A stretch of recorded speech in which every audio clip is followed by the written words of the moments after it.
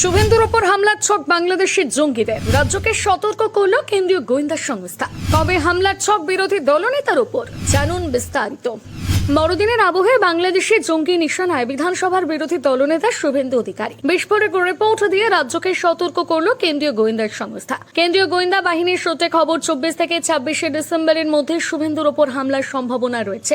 রাজ্যের সর্বোচ্চ পুলিশকে সতর্ক করা হয়েছে। সূত্রের খবর, গত 16 তারিখ গোয়েন্দা সংস্থার তরফে রিপোর্ট পাঠানো হয়েছে। তবে একটি নয়, পরপর দুটি রিপোর্ট পাঠানো হয়েছে গোয়েন্দাদের তরফে। পাশাপাশি 3 জন বাংলাদেশি জঙ্গি ইতিমধ্যে ভারতে ঢুকে পড়েছে বলে গোয়েন্দার সূত্রে খবর। কেন জঙ্গি নিশানায় শুভেন্দু? বাংলাদেশ ইস্যুতে প্রথম থেকেই সোচ্চার বিধানসভার বিরোধী দলনেতা শুভেন্দু অধিকারী। একাধিকবার বাংলাদেশ বিরোধী মন্তব্য করতে শোনা গিয়েছে তাকে।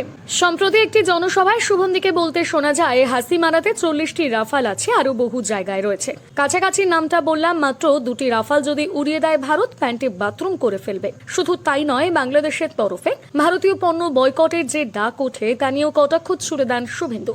শুভেন্দুর এই ধরনের মন্তব্য নিয়ে আগেও বিতর্ক হয়েছে। বাংলাদেশ থেকেও কটাক্ষ বার্তা উড়ে আসে। বাংলাদেশ বিরোধী মন্তব্যের কারণে শুভেন্দুর ওপর হামলার ছক কষা হয়েছে বলে মনে করছেন অনেকে। কেন্দ্রীয় গোয়েন্দা বাহিনীর দাবি, বাংলাদেশের দুটি জঙ্গি সংগঠন হারাকাত উল জিয়াদ আল ইসলামী ও হিজাব উদ তাহির এই মামলার ছক কষছে। 3 জন বাংলাদেশি দুষ্কৃতীকে হামলার দায়িত্ব দেওয়া হয়েছে বলে কেন্দ্রীয় গোয়েন্দা বাহিনীর সূত্রে দাবি করা হয়েছে।